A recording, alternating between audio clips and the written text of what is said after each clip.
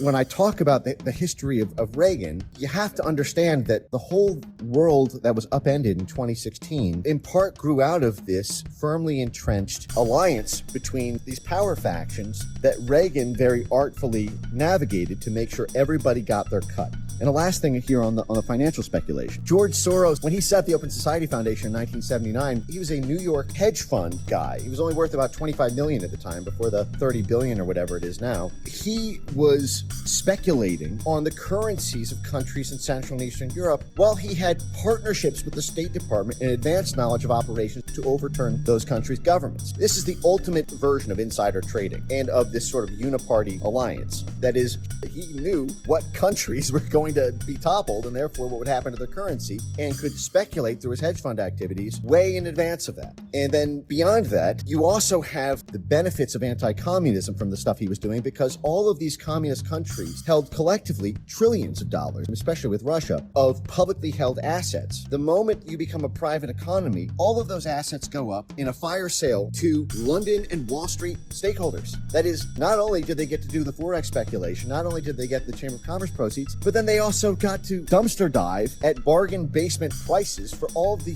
formerly federally held, publicly held assets of the people who lived in those countries so that George Soros and the Harvard Endowment and all these civil society people could leverage those financial arms to gobble up the assets. That's why when George Soros says he built his empire in the shadow of the former Soviet empire, that's where that empire comes from.